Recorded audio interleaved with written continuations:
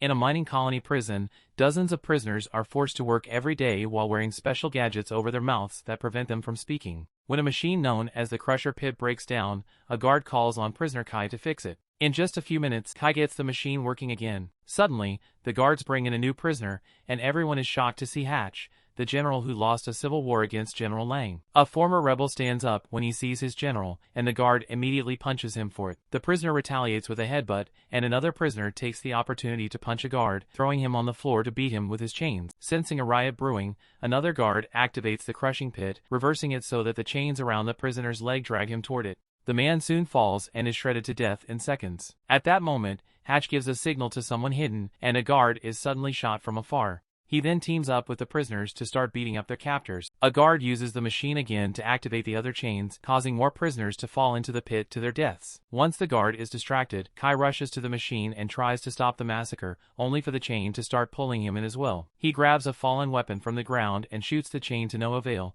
leaving him no choice but to lose a leg instead. While the chains drag away his limb, Kai hops back to the machine and finally stops it. A last guard tries to stand up, and Hatch makes a gun gesture, prompting the hidden sniper to quickly kill him. Then Kai passes out. Sometime later, Kai wakes up in Hatch's ship and discovers he has been given a mechanical prosthetic. Hatch uses a device to remove the prison gadget from Kai's mouth and explains that he's been rescuing other rebels to reform his army and counterattack. He knows Kai's father, who used to fight for the rebellion too. Unfortunately, Kai's father has been captured by General Lang and will be executed in a few months on the anniversary of Lang's victory, known as Liberation Day. Hatch knows Kai is an expert pilot, so he offers a deal. Kai must hijack an important enemy ship to retrieve confidential data. If he's successful, Hatch will pick him up and use that intel to save his father, so Kai agrees. Afterward, Kai is put in suspended animation and smuggled into the enemy ship called the Arrowhead. In the middle of the trip, Kai wakes up early, as planned, and finds a computer to access the ship's records. On the radio, Hatch explains that all Kai has to do is plug in the device and the gauntlet will do all the work. As Kai downloads the information, a message pops up on the screen informing him that the system would be vulnerable if he continues. Kai tells Hatch, who assures him that it's only temporary and it'll be fine. A red light turns on, but Kai keeps downloading until a computer announces that the systems are offline and there's unstable electromagnetic activity outside. Once the download is done, Hatch confirms that there's an electromagnetic storm outside making things unstable, so he asks Kai to send him the files. Kai starts the transfer, but suddenly the ship shakes and gets damaged because of its current vulnerability. The interference causes the transfer to fail, and Kai loses contact with Hatch while the ship ejects all the escape pods with the sleeping crew. Kai rushes to the ship's shuttle just before it's expelled too and passes out when it crashes on the nearest planet. When Kai wakes up, he tries to contact Hatch to no avail. He rushes out of the shuttle and sees the pods falling all over the planet, but suddenly he has trouble breathing and goes back inside. The ship's AI, called Reef, warns Kai that the atmosphere is toxic and prolonged exposure may cause paralysis or death. Kai looks through the window and sees the Arrowhead slowly falling, asking Reef for a status report. However, Reef requires an employee login to proceed. Reef does say that Kai needs to find a new source of oxygen because the one on the shuttle only has 12% left. Suddenly, a crew member named Oleander sends a message from his pod, asking any survivors to meet at the crash site. Kai grabs an oxygen mask and heads out to check the area. He finds some parts from crashed pods and Oleander's body bleeding on the ground. There's also an intact pod with someone moving inside, so Kai opens it to find Taryn. He shares his oxygen mask and takes her back to the shuttle while Oleander's body is dragged away by a mysterious presence. At the shuttle, Taryn logs into the system and expresses suspicion toward Kai. Reef does a scan but can't find the Arrowhead wreckage. However, Taryn knows the escape pods will leave soon, so they should find them before they get stuck. Kai follows her after failing again to send Hatch a message. While the duo wanders around, Taryn explains that they're actually on a moon and the planet is the big sphere they see in the sky. Eventually, they find a research probe on the ground, and Taryn is impressed by how much the atmosphere has oxidized the metal. Moments later, they find the crashed Arrowhead near a glowing obelisk, which Kai is sure wasn't there before. The duo discusses how to proceed since Kai points out he won't be allowed into the pods. Taryn realizes he works for Hatch and mentions that the general was a cruel man who used to raid colonies before the war, killing thousands of people. However, Kai insists it's all propaganda and decides to go back to the shuttle. Kai takes over the pilot's seat and asks Reef to activate the flying system, but Reef refuses because Kai isn't authorized. Instead, Kai asks for any updates on Hatch, and Reef plays a confessional tape. A video shows Hatch after he lost the war admitting all his crimes. However, Kai notices that Hatch makes a strange gesture and wonders if it's true. He asks Reef for more information, but it's classified. At that moment, Oleander sends a new message saying evacuation will start in 30 minutes. Afterward, Kai goes back to Terran and agrees to leave with her regardless of the risk. Terran points out his clothes will give him away, so he starts taking off the main parts of the uniform while something watches from the shadows.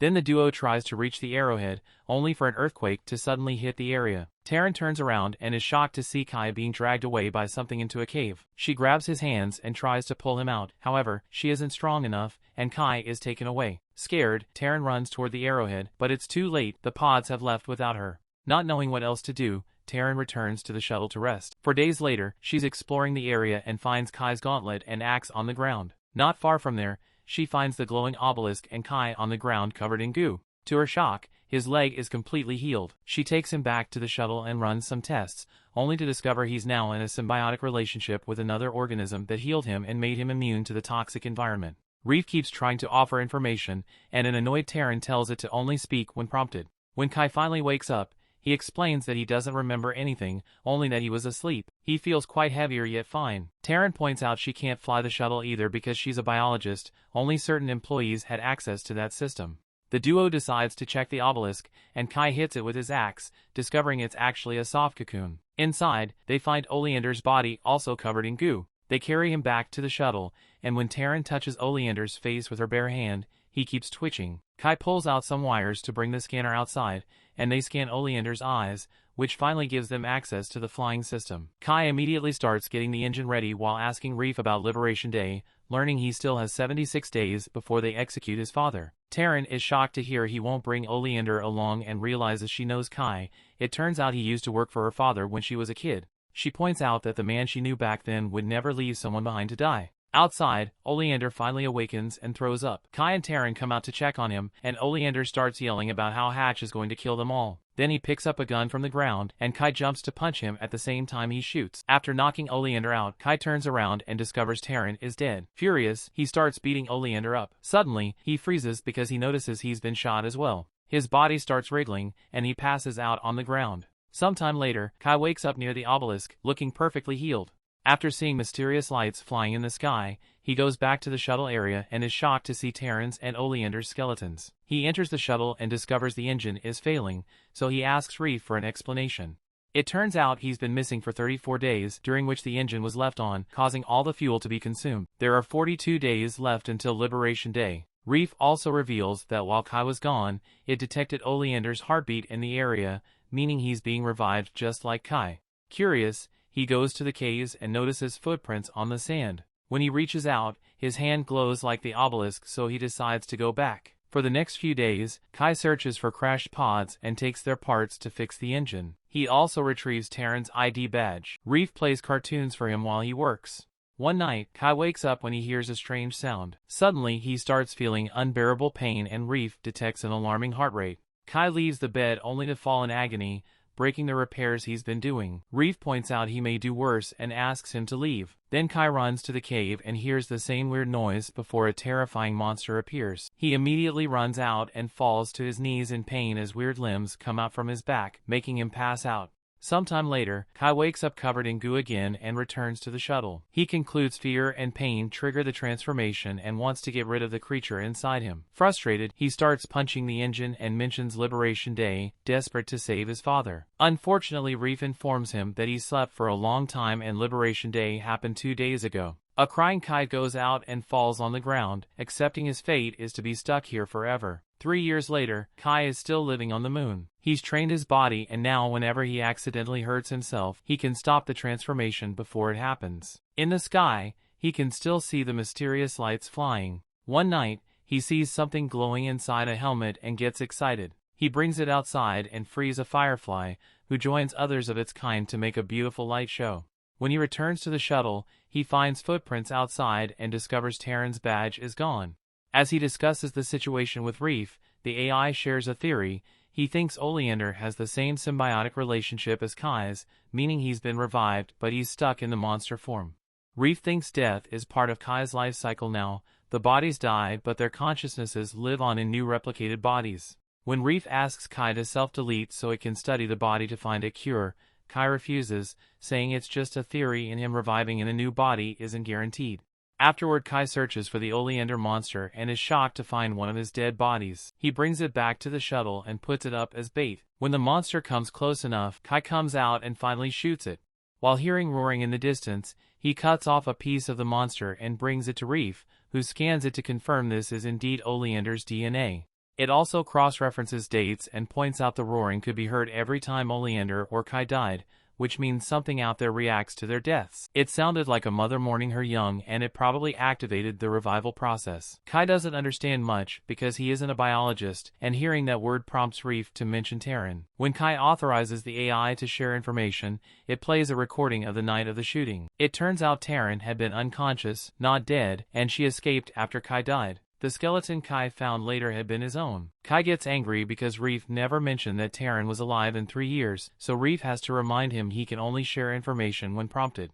Now Kai has a new purpose, finding Terran. He takes parts from the shuttle and builds a body for Reef so it can follow him around during the search. After lots of wandering, they make it to the caves and Reef tries scanning the tunnels. However, there's a strong electromagnetic interference that messes with its system. They decide to follow that weird signal and Kai starts smelling something weird. Since it's dark, he asks Reef for something bright and the AI plays a rather loud video. Kai has to run to disconnect the sound, but it's too late. The creature comes out of the shadows and attacks. As Kai dodges the attack, Reef gets tackled instead, and the monster goes after Kai next. It quickly bites his arm and Kai uses the chance to hit it with his axe, killing it. At that moment, the same roar echoes in the cave. Kai follows a glow at the back and finds his original body next to Oleander's. After the initial shock, he covers Oleander's face and suffocates him out of mercy. This kills his beast as well. Now Kai should do the same to his body, but he can't. Instead, he retrieves his prosthetic leg and goes back to searching for Terran with Reef.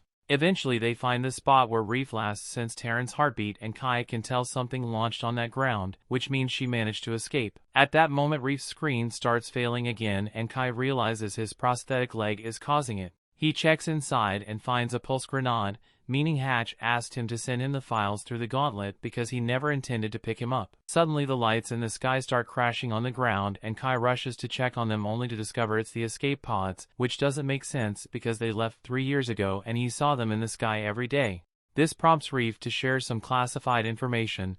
This moon is under an experiment for time dilation. Time passes fast here because the general wants a way to manufacture weapons and soldiers quickly. Years pass on the moon while outside it's only been minutes. At that moment Kai sees a ship approaching, so he gets the research probe ready. The ship lands and Hatch comes out with a guard. He did receive Kai's messages and it took him just 20 minutes to come, but for Kai it was years. Kai realizes it was Hatch who shot down the Arrowhead and the pods because he wants to use this moon for his own army. He tells him all the information is in the shuttle, but Hatch knows he's lying and knocks him out. When Kai wakes up, he's chained up in the shuttle and discovers they have Terran too. When Hatch threatens to kill her, Kai tells him he hid all the intel inside the research probe. Then Hatch goes looking for the probe, and once he finds what he wants, he activates the grenade in Kai's leg. However, Kai expected this and put the grenade inside the probe, which now explodes. At that moment Kai's body starts glowing and he fully transforms into the monster form.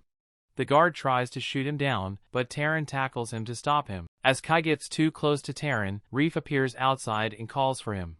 The creature bursts out covered in blood and destroys Reef at the same time Terran comes out, meaning the blood belongs to the guard. With sweet words, Terran reaches out to the creature and tells him he can control it. The beast steps back and soon Kai returns to his human form. He returns to Terran and together they grieve for Reef. Suddenly a heavily wounded Hatch appears and starts shooting at Kai before stabbing him. Kai uses his monster strength to grab Hatch by the neck and allows a creature limb to come out to kill him. Afterward, the duo manages to reactivate Reef and they escape in Hatch's ship. Meanwhile, near Hatch's body, a roar can be heard.